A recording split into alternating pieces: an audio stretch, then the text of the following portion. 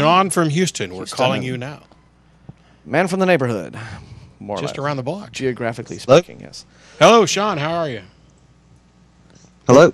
Hi. Yep, you're up. You're on. Yeah, I wanted to ask you guys about the game designer argument that's on xatheist.com. I don't know if I'm familiar with it. I can fill you in on it. Basically, it's well, he uses a lot of nice language, but basically, it's since God designed life, he would be the one to consult in our purpose, and there can't be an objective purpose without him. And basically, a game designer would be the one to consult to see the purpose of his game. So apparently, we can't have objective purpose without that. That's basically what it is. Okay. Well, first of all, I reject his premise. I mean, okay. Yes, a game designer may in fact have some purpose for its game, but it's also possible that somebody else could use it for a different purpose.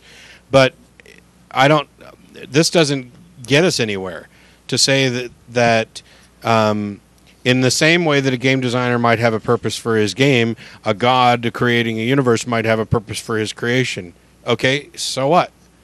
The question is there this being who created everything, and is there a purpose that it is trying to imbue? What is that purpose? And even if there was a purpose, am I somehow blocked from giving purpose and meaning to my life? I don't see where this carries any weight at all. It's kind of like saying that if it's my apple, it's my apple.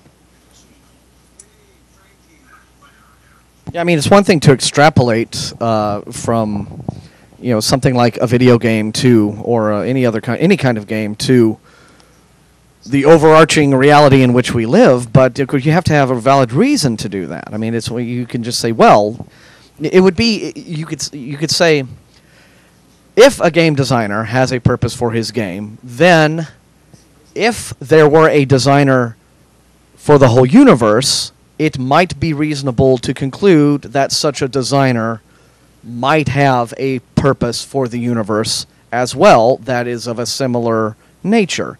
But it's not necessarily the right thing to say, okay, games have designers, therefore the universe has one. Right. That's a very, very different thing. Yeah, you could maybe say, if there were a designer for the universe in the same way that a game has a designer, then a universe's designer might have a similar goal. But for example, one of the things that you could look at, take a look at, and I'm kind of granting his premise just for the sake of making this point. Take a look at the massively multiplayer online games like World of Warcraft. Blizzard Entertainment does not determine the purpose of my character, the goals or meaning or value of my character. My characters, they've created a world where the purpose is to let people play and do and create their own purpose, that type of thing, which I think is far more analogous to a universe when you're creating worlds.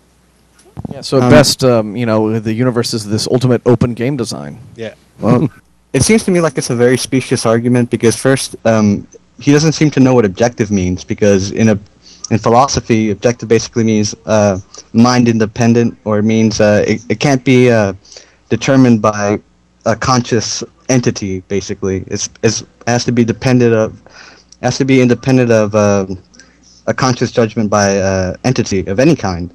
So, to me, it just seems to be. It looks good at first, but basically it falls apart. Yeah, I agree with you fully there, and it's one reason why a big criticism that I have of Christian morality arguments, where they try to argue for the necessity of something they call objective morality. But, you have to remember that morality is a social construct. Unless you have like two sentient beings interacting with one another, where does the morality come from as even a necessary concept?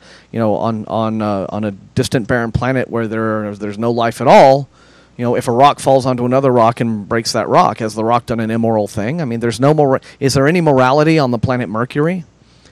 Not until there are at least two people there. I don't see. So yeah, I agree with you. And they just assert this without any evidence. They just say you get your morality from God. If you argue against him, you're using his morality that he gave you. You can't make any moral claims without God. I mean, I could just say that we get our morality from X, and I can't even tell you the way it gave us this morality. I just know that X did it, and if you argue against it, you're wrong. Yeah. I don't Yep. know. There you go. It pisses me off. Really. Yeah. Well, Well, thanks. I don't want to take up too much time because. Sure. Yeah, but thanks for the points. We appreciate that Thanks very much. much. All right. Thanks for you guys watching. Take care. Bye. Take care. Yes, would like to